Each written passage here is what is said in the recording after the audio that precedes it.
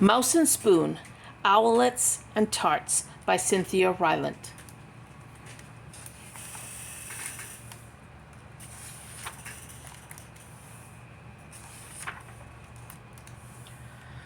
On Littleton Street in a little town, 3 little mice had a bakery.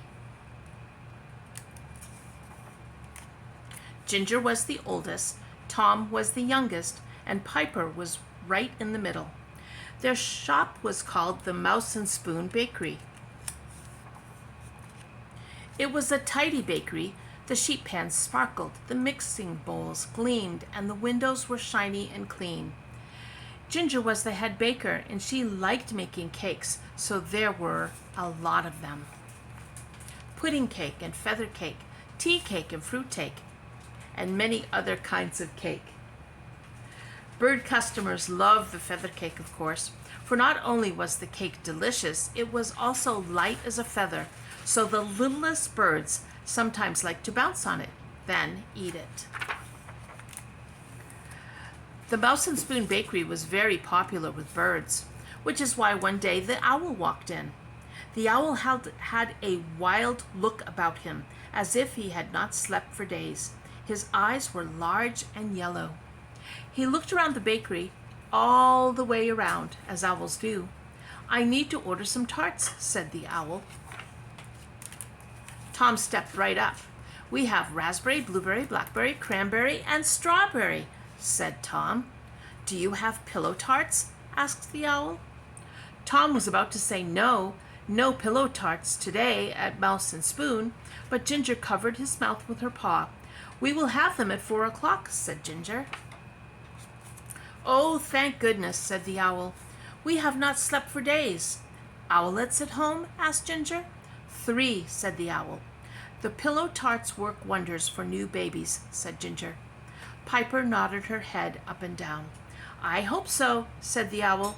"We have not gotten a wink." "Don't worry," said Ginger.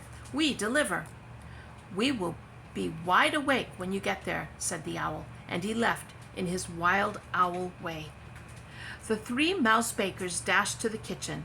They gathered batter bowls and sheet pans, rolling pins and spoons. "Brown sugar or white sugar?" asked Tom. "White sugar," said Ginger. She was the head baker. She got to choose. But it was Piper who kept everyone on their toes.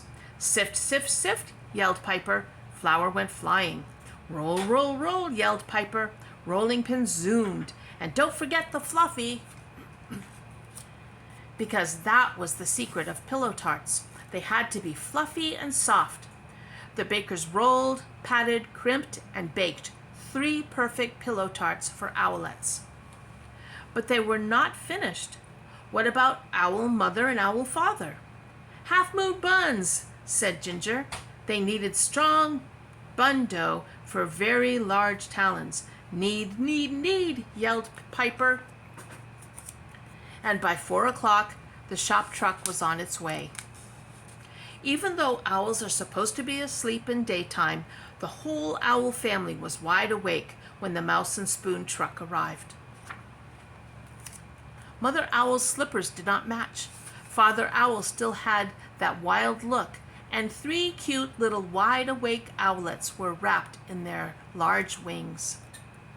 Piper and Tom and Ginger each carried a pillow tart, which they put inside each little owlet bed.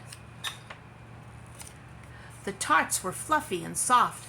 They smelled so sweet, and as soon as the owlets' heavy owlet heads touched those tarts, they were all asleep. Mother Owl and Father Owl offered to share some half-moon buns with the bakers, but it was owl bedtime. Time to go. So Ginger and Piper and Tom said night-night, even though it was day. Sleep tight.